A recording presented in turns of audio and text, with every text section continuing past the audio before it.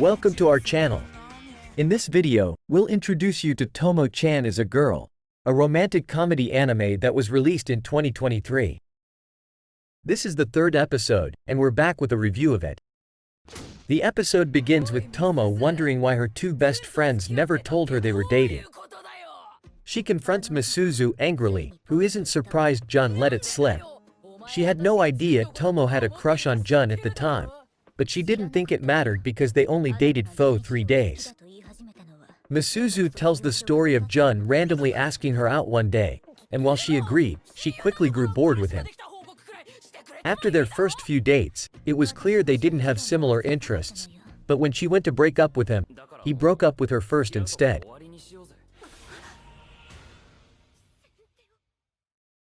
This is one of the reasons she hates him. Tomo nervously asks if they ever kissed, but Misuzu says nothing happened between them. In the hall, Misuzu confronts Jun about spilling their secret, and he apologizes. She's concerned, though, as to why it seems Jun stopped speaking to Tomo in middle school until picking up again shortly after their breakup. He refuses to answer her.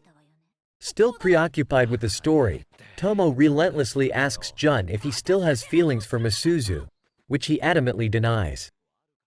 He also denies having feelings for anyone else. The next day at school, Misaki comes running up to Tomo and Jun in his uniform. Finally realizing Misaki is a boy, Jun immediately sees him as a rival, offering to spar with him while violently shaking his hand. When Jun asks why Misaki and Tomo are so close, she realizes she forgot to tell him she transferred into the boys' karate club. After informing him of her after-school plans, Jun decides to go home by herself. He winds up waiting at the bus stop with Misaki and remembers that Tomo told him to play nice when Misaki seems visibly nervous around him. Still, Misaki invites Jun to join the karate club. He immediately turns the offer down, knowing he would never be able to beat Tomo.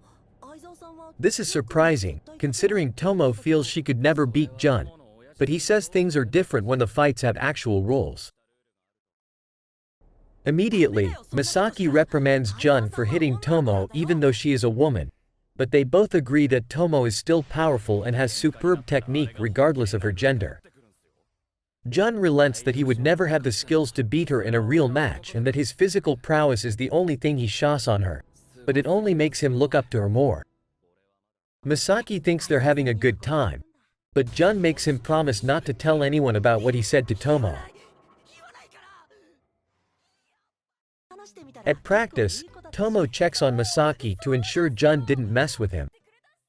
She reveals that around middle school, it became hard for her to introduce Jun to her male friends because he became intimidating, but he is a nice guy. She's still upset that Jun doesn't see her as more feminine, but when Misaki tries to explain why, Jun appears, scaring him with threats disguised as friendly gestures. Tomo is just happy to see them getting along. Meanwhile, Naoko Mifune and Chiyomi Agawa are conversing in a cafe when Tomo and Misuzu appear unexpectedly. When they abruptly leave, Tomo wonders why, and Misuzu explains that it's probably because of what she's wearing before changing the subject to Jun. She warns Tomo that she must act before another girl does, and that she should be the one to invite him out the next time. She also warns Tomo not to take him anywhere physically active, such as a bowling alley or batting cages. Tomo nervously asks Jun if he wants to do something, and he's excited by the prospect, wondering where they'll go. Thinking this is a real date, Misuzu and Carol decide to take her shopping, as Tomo only seems to own male clothing outside of school. They decide not to throw Tomo into the deep end entirely, instead getting her a less manly outfit that she can still feel comfortable in. Tomo meets Jun in her new outfit, temporarily rendering him speechless. They end up at the batting cages, and Tomo fears this is turning into one of their usual friendly hangouts instead of the date she hoped. They then end up at the bowling alley before Tomo suggests they try something different next, like karaoke. To her surprise, Jun immediately agrees. The karaoke place turns out to be more intimate than she expected though, leaving her feeling awkward. Despite trying to encourage her to sing, Tomo initially feels too embarrassed. She can't believe he agreed to come at all. But he reveals that he's always had fun going along with Tomo's suggestions, no matter how scary or reckless they seem. He clearly figured karaoke would be no different. Realizing she may be ruining their fun, Tomo summons the courage to sing, no matter how ridiculous she appears. Tomo reveals to Misuzu and Carol that Jun never sang in the end, but instead spent 3 hours recording videos of Tomo singing children's songs. Jun rewatched the video, thinking there was something different about Tomo that day. Tomo-chan is a girl. Delivered another good episode and appears to be finding its niche over time. The jokes are starting to land better and feel more natural instead of solely relying on the more obvious jokes about gender.